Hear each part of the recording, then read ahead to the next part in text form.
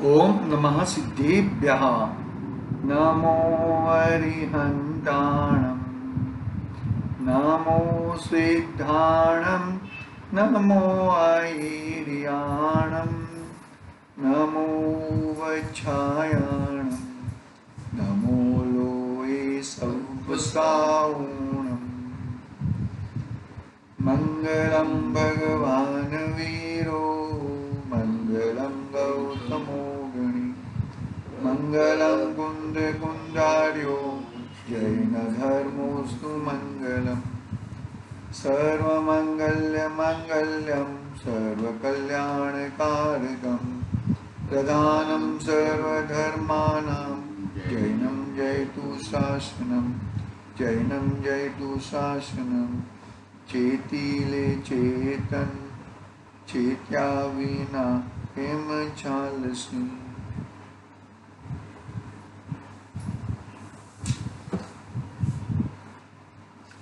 रत्नाकरण सावकाचार संवतभद्राचार्य देवधा रचित महान ग्रंथ अपने सामने विराजमान है। आचार्य देव भावनाधिकार, छठा अधिकार भावनाधिकार लिखते हैं। मतलब जैन धर्म है वो भावों की प्रधानता है।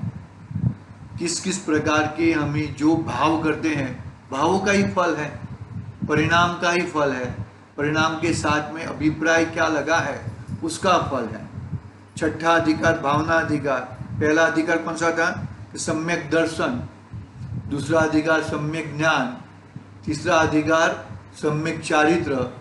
बाद में अनुव्रत अधिकार, अनुव्रत अधिकार, शिक्षाव्रत अधिकार। सम्यक चारित्र में अनुव्रत अधिकार आया, फिर गुणव्रत अधिकार आया और शिक्षाव्रत। शिक्षाव्रत के बाद सीधा अभी भावना अधिकार, यानी कि अभी क्या हो गया कि सम्यक दर्शन, सम्यक ज्ञान और सम्यक चारित्र की पूर्णता हो गई। बरोबर, पूर्णता हो गया यानी कि उसकी बात हो गई। अभी भावना अधिकार में आचार्य देव क्या कहना चाहते हैं उसकी बात आज से हम प्रारंभ करेंगे। बहुत बड़ा अधिकार है भावना अधिकार। मतलब इसमें 16 कारण भावना आ जाएंगी। अहिंसा अनुव्रत की, मतलब 5 अनुव्रत की भावना। मतलब ये अनुव्रत करने के पीछे भावना क्या है? 10 उपवास किया, मतलब उदाहरण है, 10 उपवास किया तो उसके पीछे मेरी भावना क्या है? ये मैं वाचन करता हूँ, जिनवाणी पढ़ता हूँ, तो उसके पीछे मेरी भावना क्या है? देव शास्त्र गुरु की पूजन करता हूँ, उसके पीछे मेरी भावना क्या है? मतलब हर चीज हम खाना खाते हैं तो खाना खाने के पीछे क्या भावना है कि भाई मेरा ये जठराग्नि जो जल रही है, जो वो हो रहा है, वो शांत हो जाए। तो मतलब भावना अपनी एकदम बरोबर होनी चाहिए। जो संसार मार्ग वाली भावना रहेगी तो संसार में घूमते रहेंगे, और जो मोक्ष मार्ग वाली भावना रहेगी तो उत्तरोत्तर बढ़ के हम मोक्ष मार्ग में प्रयाण करेंगे। सीधी बात है। इसमें एक और एक दो जैसे, हम जैसा मांगेंगे जैसा बोएंगे ऐसा फल मिलेगा। हम मानो कि नीम का बी बोए और हमें आम चाहिए तो आम कभी मिलने वाला नहीं है। कि जैसी हम भावना करेंगे उस प्रकार से हमारा कार्य सधेगा। उस तरह की बात अभी भावना अधिकार में आचार्य देव बताने वाले हैं। हम छठा अधिकार भावना अधिकार की बात करेंगे। देखो, अब श्री परम गुरुओं की कृपा से परमागम की आज्ञा प्रमाण भावना नाम का महाधिकार लिखते हैं। अभी मानो कि कोई जीव, कोई व्यक्ति है, अभी मानो कि अपना केवल की बात करे, अनमोल की बात करे, तो क्या किया भाई? मैंने इंजीनियर किया। अभी इंजीनियर होने के बाद क्या किया भाई? अभी मेरी भावना क्या है कि मैं पैसा कमाऊं, मेरे को अच्छी सैलरी मिले, ऐसी भावना है ना। इतनी पढ़ाई करने के पीछे क्या आशय है?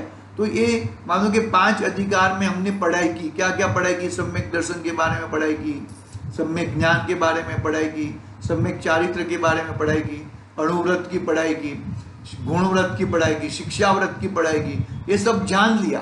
पूरा दान में तो कितना बता दिया। वैयावृत अधिकार में, वैयावृत के जो शिक्षा व्रत में है ना, चौथा वैयावृत, तो वैयावृत में तो सामायिक में भी कितनी चीज बताई। तो ये सब बताने के पीछे अभी ये सब जान लिया। अभी क्या, अभी हमारी भावना क्या है, उसकी बात आचार्य देव बताते हैं। देखो क्या कहते हैं यहाँ पर कि आज्ञा प्रमाण भावना नाम का महान अधिकार है, समस्त धर्म का मूल भावना है। देखो वो है ना, बोल भी है कि जो मतलब क्या क्या बोल रहे हैं, बेंसरी बेन का बोल रहे हैं कि जो भाव किया वो उस प्रमाण कार्य होता है। यदि उस प्रमाण कार्य ना हो तो 14 ब्रह्मांड को शून्य होना पड़े। मैंने जैसे परिणाम किए, मैंने जैसी भावना की, उस प्रकार उस फल रूप यदि कार्य ना हो तो 14 ब्रह्मांड को शून्य होना पड़े। ऐसे बेंसरी बेन की बोल है ऐसा। तो क्या है, देखो समस्त धर्म का मूल भावना है। भावना यानी कि हम किस प्रकार के परिणाम करते हैं, हमारे इसके पीछे क्या आशय है, क्या हमारे एक करने के पीछे हमारा क्या मंतव्य है, वो बात है। देखो भावना से ही परिणामों की उज्ज्वलता होती है, भावना से ही मिथ्या दर्शन का अभाव होता है, भावना से ही व्रतों में परिणाम दृढ़ होते हैं, भावना से ही वितरागता की वृद्धि होती है, भावना से अशुभ ध्यान का अभाव होकर शुभ ध्यान की वृद्धि होती है, भावना से आत्मा का अनुभव होता है, इत्यादि हजारों गुणों को उत्पन्न कराने वाली भावना है। क्या क्या कहा, भावना से ही परिणाम दृढ़ होते हैं, वितरागता की वृद्धि होती है, अशुभ ध्यान का अभाव होता है, शुभ ध्यान की वृद्धि होती है, आत्मा का अनुभव होता है, और इत्यादि हजारों गुणों उत्पन्न करने वाली भावना है। ये भावना यानी कि अंदर के परिणाम, मेरे अंतरंग में किस प्रकार के परिणाम चल रहे हैं, यानी कि अंतरात्मा में मैं इसके पीछे मेरा क्या आशय है, मैं ये क्यों कर रहा हूं, मैं भोजन क्यों कर रहा हूं, मैं पैसा को क्यों कमा रहा हूं, इसके पीछे ये मेरा आशय क्या है, मेरी भावना क्या है, वो मेन बात है। मैं ये स्वाध्याय कर रहा हूँ, प्रवचन सुन रहा हूँ, बराबर, तो उसके पीछे आशय मेरा, मुझे मेरा भगवान आत्मा, मेरा स्वभाव मुझे मालूम पड़े, मेरे स्वभाव में मैं रहूं, अशुभ में मैं न प्रवर्तूं, शुभ में रहूं, ऐसी भावना के साथ हम लोग आगे बढ़ते हैं। देखो अब प्रथम ही 5 व्रतों की 25 भावना जानना चाहिए। 5 व्रत है ना, कौन से 5 व्रत हैं, कल बताया था ना, व्रत किसे कहते हैं, तो अहिंसा अणुव्रत, सत्याणुव्रत, अचौर्य अणुव्रत, परिग्रह परिमाण अणुव्रत और ब्रह्मचर्य अणुव्रत। श्रावक को अणुव्रत होते हैं, और हिंसा झूठ चोरी कुशील परिग्रह का त्याग, उसका नाम है व्रत। वहां से व्रतों की प्रारंभता होती है। हम हिंसा का त्याग ना करें, हम अपने आत्मा की बात ना करें, और हम माने कि हमने 10 उपवास कर लिए, वो नहीं करने चाहिए, नहीं ऐसा नहीं है, लेकिन वस्तु का स्वरूप समझकर हम करें तो उसका फल बहुत अच्छा है, जबरदस्त फल है। बात समझ में, जैसे कि अभी मानो कि किसान अनाज बोता है, तो कौन सी सीजन में कैसा अनाज बोना चाहिए, वो एक बहुत बड़ी बात है। हम मानो कि जब भी गेहूं बोना है तब गेहूं ना बोए और कुछ बोए। अभी जैसे कि मैं छोटा था ना, तब वो साबली में थी, स्कूल थी तो टीचर ने क्या कहा कि भाई शब्द लिखो, और जिसको शब्द नहीं लिखना है वो शब्द क्या लिखो, वो एका लिखो, एका, वो क्या बोलते हैं उसको, गड़िया। तो मैंने गड़िया लिखा तो फेल हो गया मैं फिर बापूजी गए थे टीचर के पास और वो पास करवा दिया। मतलब ऐसे कहने का भाव क्या है कि ये मास्टर एम कहूँ जे आवड़े ए लखो ना आवड़े तो कोई ना आवड़े ना लखो। नहीं, मैंने घड़िया लिखा था, मैंने घड़िया बराबर लख्या, घड़िया बराबर लख्या था। पर वो उसने क्या किया, मैंने तुमको बोला है ये शब्द लिखो, तुमने शब्द नहीं लिखा और तुमने घड़िया लिखा, इसका मतलब तुमको आता नहीं है, वो हिसाब से तुमको फेल करते हैं। तो ओळखतो पण નથી અમને। પાછા પરીક્ષા પાઈ ફરી પરીક્ષા ठीक है, ચોપડી નથી આપણે કાઈ નાખી દીધી પછી બામ નાઈ ચોપડી લઈ આવ્યો। हाँ चलो ओके बरोबर है। हाँ तो क्या बात चल रही है यहाँ पर, 5 व्रत कौन से व्रत, हम लोग ये व्रत करते हैं ना, एकासन इत्यादि करना चाहिए, उपवास करना चाहिए, लेकिन व्रत कौन से हैं कि भाई अहिंसा अणुव्रत, ऐसे व्रत 5 अणुव्रत है। श्रावक के 5 अणुव्रत होते हैं और मुनिराज को 5 महाव्रत होते हैं। तो 5 अणुव्रत के पीछे मेरी भावना क्या है, अहिंसा। पहले अहिंसा अणुव्रत की 5 भावना, अहिंसा अणुव्रत की 5 भावना देखो। अहिंसा अणुव्रत धारण करने वाले गृहस्थ की 5 भावना का विस्मरण नहीं होता। मतलब ये जो मैं अहिंसा अणुव्रत मैंने धारण किया है उसके पीछे मेरी भावना यह है, ये मेरी भावना है। देखो पहली भावना, मन में अन्याय के विषयों के भोगने की इच्छा का अभाव। मन में क्या है, अन्याय, मैं अन्याय करके पैसा कमा लूं, मैं झूठ बोल के पैसा कमा लूं, ऐसा करके पैसा कमा लूं। अन्याय, अनीति और अभक्ष का त्याग होना बहुत अनिवार्य है। श्रावक का धर्म में यह 3 चीज बताए, अन्याय, अनीति और अभक्ष। अन्याय से पैसा कमाना नहीं चाहिए, अनीति कभी नहीं करनी चाहिए और अभक्ष का भोजन नहीं करना चाहिए, ऐसा। तो मन में क्या है, मन में अन्याय के विषयों के भोगने की इच्छा का अभाव करके खोटे संकल्पों को छोड़कर अपनी उच्चता नहीं चाहना, अन्य जीवों के विघ्न, इष्ट वियोग, मान भंग, तिरस्कार, धन की हानि, रोगादि नहीं चाहना, वह मनोगुप्ती भावना है। मन में है ना, मन में क्या चाहते हैं, मन में ऐसा चाहते हैं कि भाई मैं ये विषय भोग लूं, ये खाना खा लूं, वो कर लूं, ऐसा। हाँ, खोटे संकल्प विकल्प करते हैं ना, फिर अपनी उच्चता बताते कि मैं ऐसा हूं, मैं बड़ा हूं, ऐसा। हाँ, अन्य जीवों के विघ्न, सभी के विघ्न को नाश करना।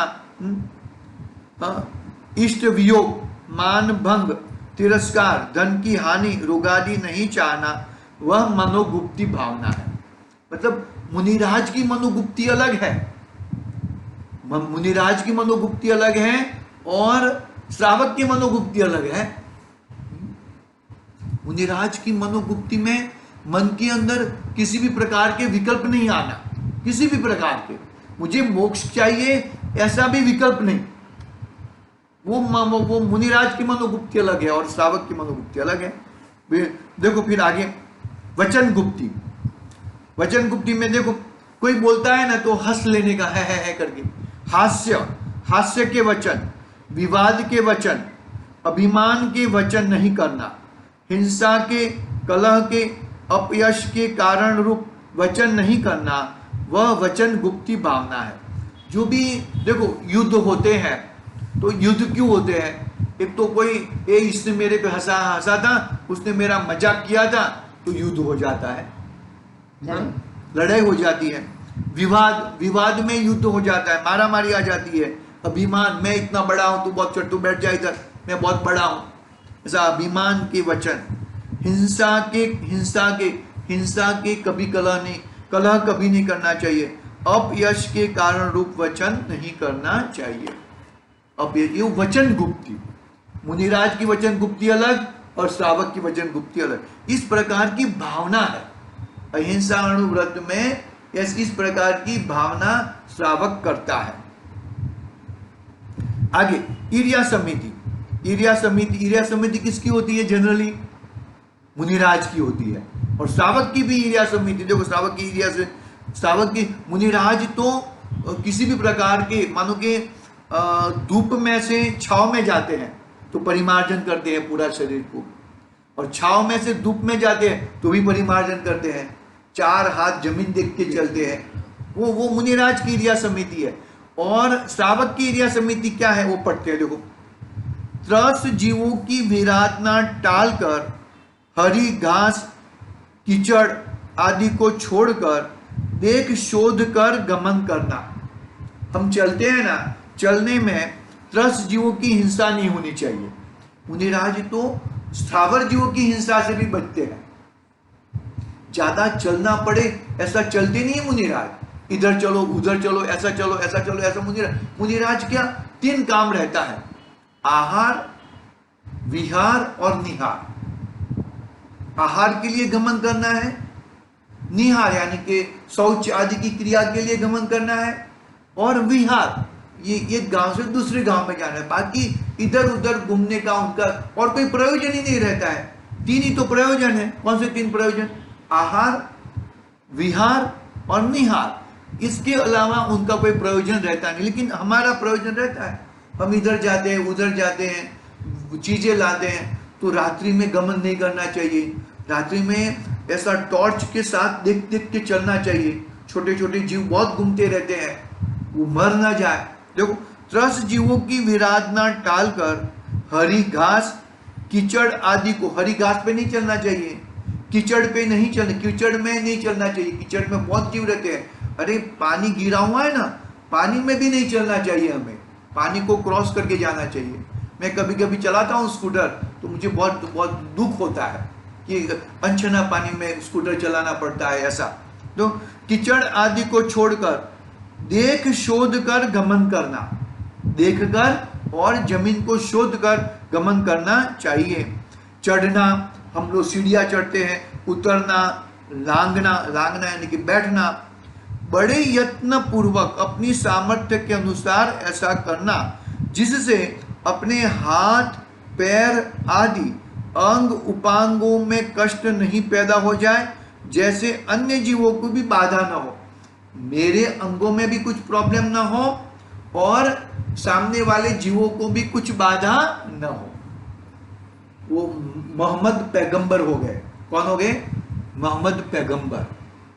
मोहम्मद पैगंबर इतने बड़े हैं, उनके धर्म में थे बड़े, तो इतने बड़े बड़े कपड़े पहनते थे। क्या उनका कुर्ता रहता था ना, बहुत बड़ा बड़ा रहता था कुर्ता, हाँ मतलब लंबा रहता है। तो अभी बैठे हैं ना तो कुर्ता ऐसा खुल जाता है, ऐसा खुला रहता है।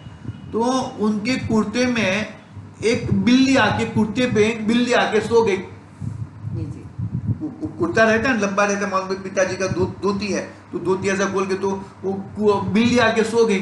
अभी उनको किधर कोई काम के लिए जाना हुआ तो बिल्ली सो गई है, तो भी खड़े हो जाएंगे तो बिल्ली उड़ जाएगी।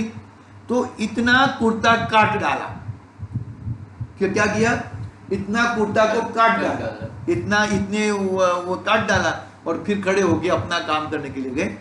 ये तो बिल्ली को है, बिल्ली खड़ा हो जा, ऐसा हम तो ऐसा करते हैं ना। ऐसा नहीं, मतलब ऐसे जीव रहते हैं। मतलब मैं तो ऐसे उदाहरण दिया, मतलब ऐसे जीव रहते हैं ऐसा।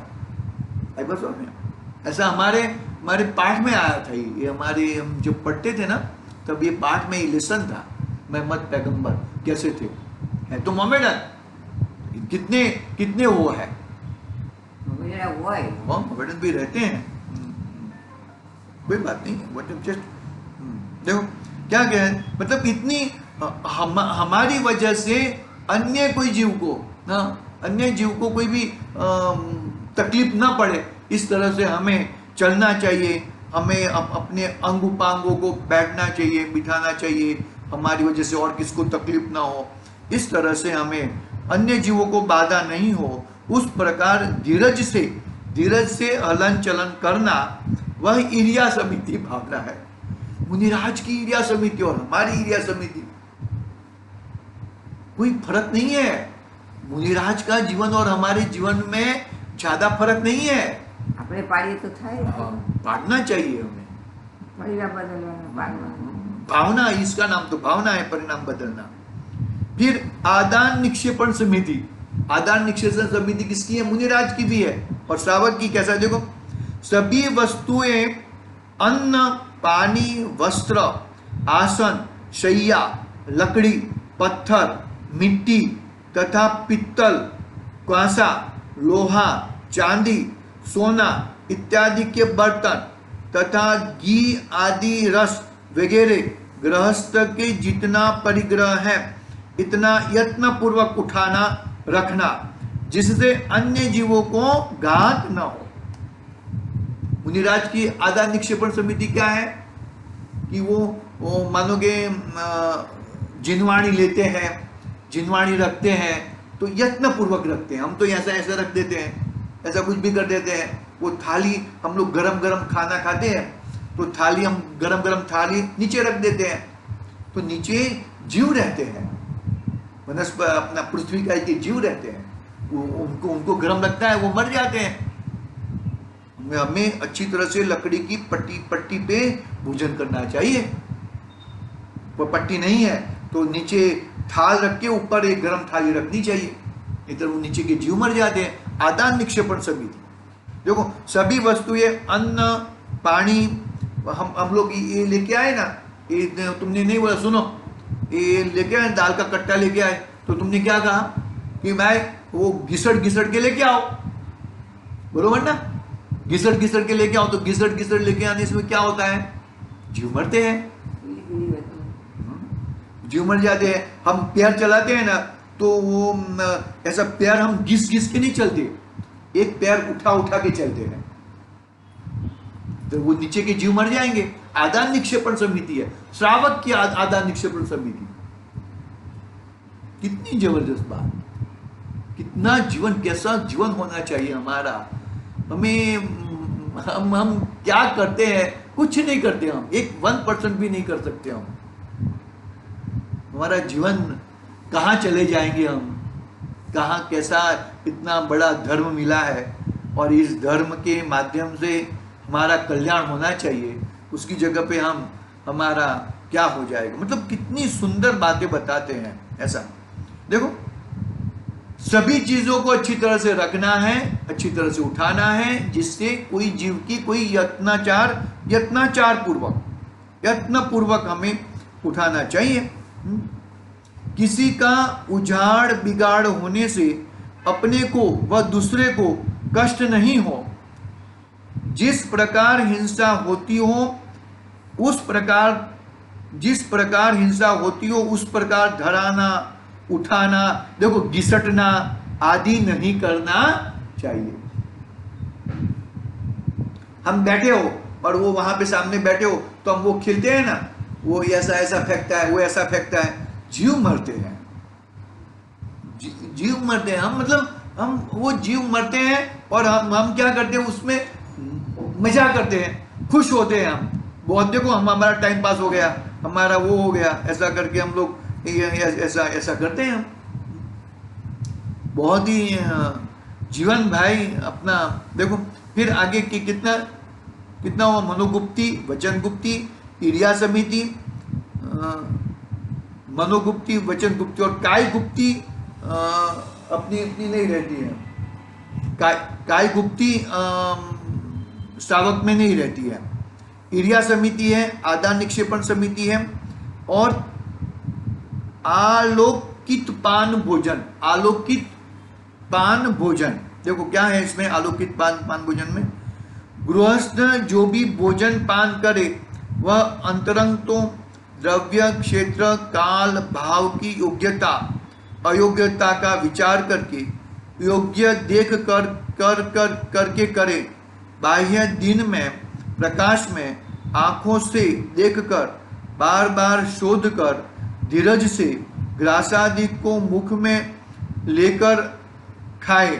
गृद्धता के बिना विचारे बिना शोधे भोजन नहीं करना, वह आलोकित पान भोजन भावना है। मतलब हमें जो भोजन करते हैं वो भोजन में हम लोग द्रव्य, क्षेत्र, काल, भाव की मर्यादा के सहित अयोग्यता का विचार करके, योग्यता अयोग्यता का विचार करके योग्य देख करके बाह्य दिन में प्रकाश में आंखों से देखकर बार बार शोध कर धीरज से ग्रासादि को मुख में लेकर गृद्धता से बिना विचार करें, विचार करें। हाँ, विचार करके हमें आलोकित पान भोजन, मानो कि मतलब हमारे हिसाब से भोजन पान हमें करना चाहिए। इस प्रकार की 5 भावना किसकी हुई? अहिंसा अणुव्रत की। कौन सी? अहिंसा अणुव्रत, मनोगुप्ति, वचन गुप्ति, પછી आगे वीर्या समिति, आदान निक्षेपण, 2 गुप्ति, 2 समिति और आलोकित पान भोजन। कुछ भी पीना नहीं चाहिए, हम अनछना पानी नहीं पीना चाहिए, रात्रि भोजन नहीं होना चाहिए हमारा, कुछ भी अपक्ष का भोजन नहीं होना चाहिए। और जो भी भोजन करते हैं, मानो कि अभी हमने मानो कि वड़े बनाए, तो वड़े किसके बने भाई? कच्चे केले के बने। तो हम लोग क्या बोलेंगे कि भाई ये वड़े तो आप बहुत अच्छे बनाते हो, ये तो आलू के जैसे ही लगते हैं। बात पूरी हो गई। आलू खा। हाँ, ऐसा मतलब वो विचार कर करके हमें किस तरह से हमारा जीवन बहुत सुंदर होना चाहिए, इसी सुंदर बात बताई है। अभी आगे सत्य अणुव्रत की 5 भावना है, उसकी बात कल करेंगे। आज के लिए ओम नमः सिद्धेभ्यः। निज निधि निज में